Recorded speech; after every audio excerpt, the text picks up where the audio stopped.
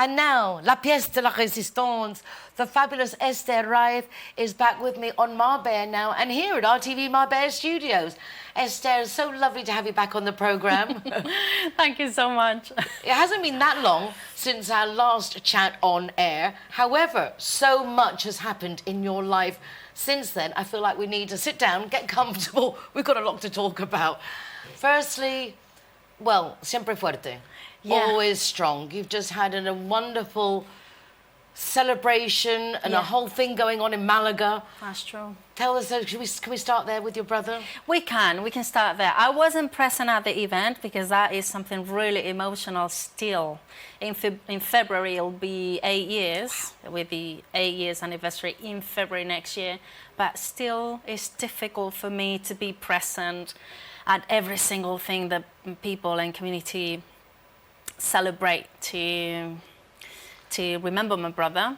However, I helped a little bit in the organization process. What they tell me and what I see in pictures and videos and everything, it's been lovely. People gathered by the port in Baños del Carmen in Malaga, and they were wearing the t-shirt, the Siempre Fuerte t-shirt. It was a lovely day. They were expecting rain, so the boats maybe couldn't go out to the sea, but finally they could do it. It was really nice.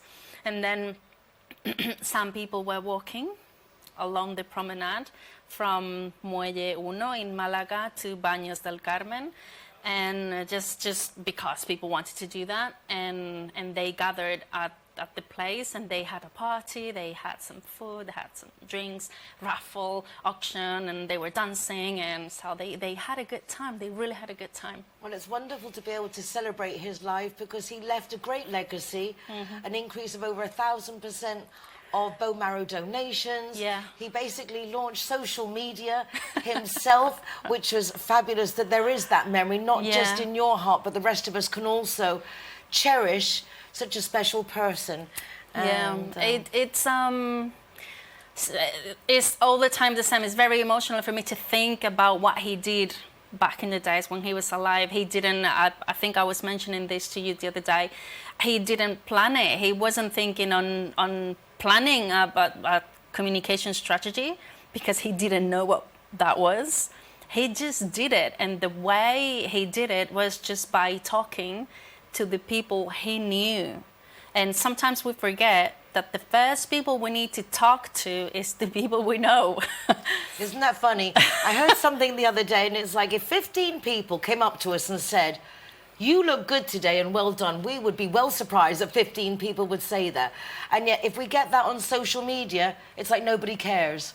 We've kind of lost, I think, a bit of touch of what it means to have reality, and those 15 people, if you have 15 people saying nice things to you in one day, you're doing pretty good. You're doing pretty good, and that won't happen easily. I mean, people won't come to you easily to tell you how good you look today, how well you did today. They won't do that, but they would do it on social media, as you said. I remember when I discovered this concept about, I don't know if it works in English, but it's something like activism from the sofa. I don't know if it works in English. Yeah. And what it means is that people get very brave on social media, on the internet, to say so many different things, like maybe good things, but of course I'm going to the bad side of it, like really negative stuff and everything. And it's very surprising that is so true. And then when you're face to face with that person, if you say something honest, or if you say something directly to the person, like something good, it's does she really mean it? Really? Do I look that good? Am I doing that well? Like, we doubt sincerity from people, and that's so sad. It is. It's a shame that the anonymity of social media gives a lot of people that bravado, as you say, to maybe say things that maybe they don't even necessarily mean. I think sometimes people are just infelices, they're unhappy, they're unfulfilled, and it's a great way of projecting onto others that we wouldn't do if we were in person.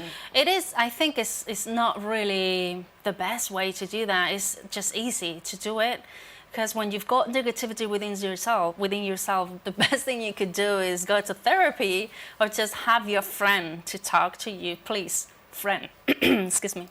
Yeah, sometimes sounding off with a friend. I was talking to my daughter the other day. She rang me, and it was like this tirade. And then she goes, "Oh, thank you so much for letting me just get that out my system." Exactly. Just let it out. Exactly. You told me to use that camera. Let it out. Exactly. That's funny because I said to her, "It's like, okay, that's what mothers are for. Now you can go home and just be, because sometimes moms you do." are safe places. Yes. So you are the safe place. So, well, if you don't have a mom, you maybe have a dad. You maybe have a grandma or find a someone, friend. or find a psychotherapist, Or a somebody, psychotherapist, exactly. It's getting more normal, isn't it, in Spain, to actually speak to somebody? Because I know in America it's been like for years, decades. Yeah. Oh my God, I got to speak to my shrink, and that was normal. It was trendy. Exactly. And then I think UK has caught on a bit, but in Spain I think people are quite reticent to even admit that there's a problem. It's all very much like under the rug still. And the funny thing is, you're so right. The funny thing about it is that because I've done therapy for 10 years on a continuous continuously. And what I've found is that really when we should do therapy is when we're feeling right, when we're feeling good. Because that is when you are strong enough to work on your positive things, on your strength, on your good abilities to sort out problems and to resolve situations and to... Well, that's interesting. It is. I mean... Why did you start going? I mean, like, that 10 years ago, it's like, I'm impressed. I started going in 2010, and I didn't know exactly why I was going, because I was feeling so lost that I thought maybe I need... Of course, it was my mom beside me saying, of course, if you want to go, I support you, just go. So I had someone supporting me. Like I had that inside of me. Like I think I need something else that just I someone can't to see. talk things through with, maybe. Exactly. And I was very young, but I was sure that I couldn't be helped by my friends or my family because they were too close to me, and they would only caress me, or they hug me, well and that's great. But I needed to touch rock bottom, you say? Yeah. I needed to go deep into the thing, and so that's why I started to go to my therapy. What would you say? Just like, everything's good, I'm really happy, but I need direction, just to help others realise why it's a good idea. Well, in my including case, myself. I don't know if it works for you, but in my case, I went there when I was feeling awful, yeah? And now I know that, of course, if you're feeling bad, of course, you just go and go to therapy. But after you've done that and you go back to a good phase of your life, don't stop going to therapy. That's what I mean. Continue the process, because you will be feeling bad again. So just try and get your tools and have your tools at hand so you don't forget how to get better when you're feeling so bad. Don't wait till it's like, exactly, before the problem. Exactly. Just have that continuity so you always have those channels for chatting. And always keeping in mind that things in life will always challenge you. Even though if you're prepared because you've been in therapy, but life challenges you permanently. So sometimes I say, life is not easy. Life is not nice. Some people look at me like, oh, don't be so negative. I'm not negative. I'm just prepared. It's challenging. It is challenging. It is challenging. And all the time. It is. And it is. And my daughters, again, would say sometimes, like, is it always going to be like this? And the honest answer is yes. Unfortunately, life happens. Yeah. Life happens, and there's going to be things, and it's a typical saying of it's not what happens, it's how you deal with it. Yeah. But it really is true. But it's somehow true. It's just taking the positive, trying to take something positive out of every situation. And the way I see it, it has a lot to do with language, with how you talk to yourself first, and then how you reproduce what you're thinking and your messages, how you want to send your messages out. Because we are continuously sending messages out to people we love, to people we don't love. So we need this is what I mean when I say life is difficult, life is not nice. We need to live with people we don't love or we don't like as well. So that is a reality, and you need to have the tools to cope with it. It's not easy. No, it's not. And as you say, I think it's like if you can't avoid situations, you have to at least be able to handle them. Yeah. And protect ourselves as much as possible. You seem to do that pretty well, but now it's nice to see that you're young, you're capable, you're talented, and yet I think it's very intelligent to recognize that having help is okay. It doesn't represent a weakness by any means. I think it's actually a sign of extreme strength. Thank you so much. I think, I don't want to sound weird or anything, but I think it's a bit easier for most of women to go and look for help than for men in Spain. They still need to cover their feelings quite a lot, or they're taught to do that.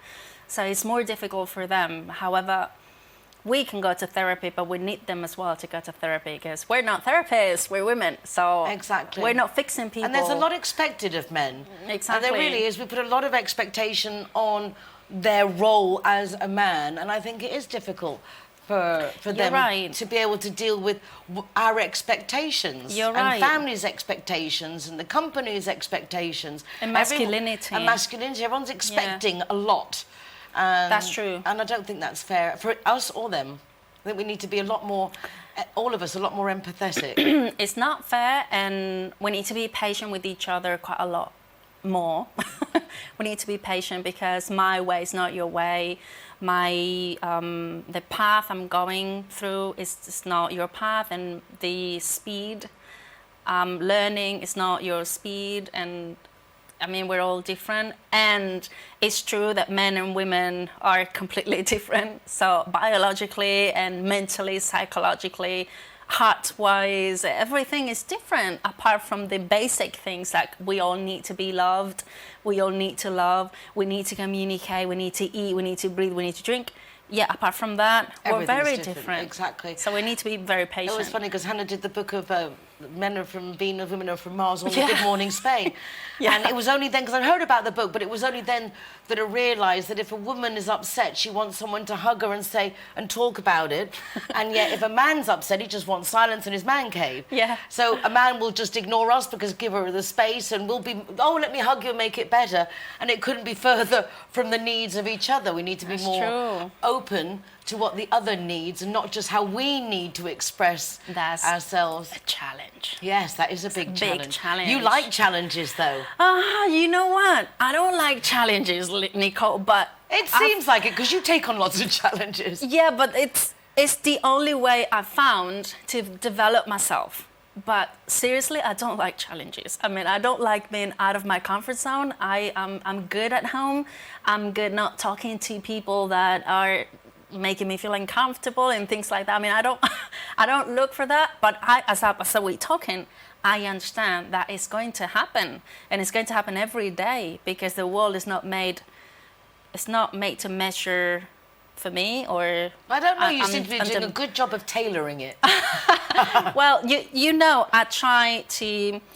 This is my circle, right? This is my circle. So I try people here. I try them. I would like them to understand my vision of things, because I know, even though I'm in social media and stuff, I can't go too far away with my messages, because it gets lost in the sea of social media. But my closest circle, those are the ones that are really, for me, that really need to understand what I'm saying, because that is the only way for me to start communicating, and not only them understanding me, but me understanding them as well. You're actually quite deep. You're very fun and this, but when I discovered your, is it Scarlet Pimpin, your blog, and actually I can't work out how to like subscribe to it. I am that illiterate on the computer. Not. But it's really insightful and eye-opening into the real Esther Ra, because you're a very social person. You work for the marketing for Kudeca, the cancer hospice, for nearly a decade. Yeah.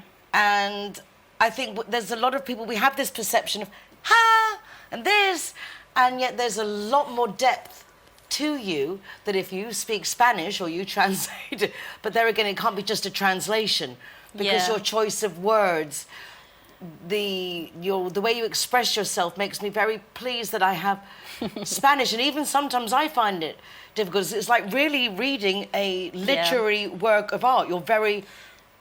Thank you. It is. It's like a novel. I mean, you express yourself beautifully. Yeah, it's insightful. I think it's coming from... I've learned so much about you. Thank you so much. Thank you. How does it come across? How did you start doing your blog and deciding to share yourself on that level? It's a very open, raw level. I love that. I love that question. Thank you so much for asking that. It's really nice. It's going to be nice to tell people why I started the blog, because it was a therapeutic exercise during my therapy years. And my doctor, my therapist, he said, he realized I was good at writing because I've written all my life, and I wrote a book when I was younger, and this and that. I have an ability to write. So he knew that, and he said, okay, I have a blog, so I want you to be my special collaborator for my blog. So I started to collaborate with his blog under this nickname, the Scarlet Pimpernel, and it has a meaning as well. And then I realized I had a lot to say myself, and I said to him, listen, I don't want to quit my collaboration with you, but I think I need to open my own blog. And he said, bravo, just go ahead and do it. So I started to write, and in the beginning, when I look back, in the beginning it was very shy, obviously, because I was trying to open up, and you always feel vulnerable when you do that. You share a lot of very vulnerable moments and situations. But when I launched my project with communication, with my business, I had a decision to make if I was continuing with the blog or not, because even though I'm not that famous, but people look at you sometimes and they see bits and pieces of you, they go to your social media, to your web, to your blog. So I had to decide, okay, do I want all these unknown people or nosy people or people I don't like, or do I want them to read about this? And I had to take that decision. Do I want them to connect my work with this or not? And I decided, yes, I actually want people to connect me with my blog. I'm very proud of you for that, because, as I say, the more I get into reading your blog and learning about you, and it makes you realise that, yes, you do social media, but that's a very, not superficial, because it's worthwhile and it's wonderful, but that I think if I had to choose for you one or the other, I think your blog helps a lot of people to understand perhaps their situations. I hope. Really, what was your hope for the blog when people read it? When you decided, okay, I'm going to lay myself out there, bear it all. What do you hope people will get from it? To learn you better, learn themselves better, a bit of both? I would like them to do the same. I would like them to understand that they can do the same. They could actually open up and say what they feel, even though they feel vulnerable, because relationships around them will change drastically. And yes, I have way less friends, I have way less people around me, and some people, I felt the pain losing them. Some others I didn't, but for me, it's better because it's deeper. My connections to the people now are more honest. I'm more relaxed about it, and I feel more comfortable with myself.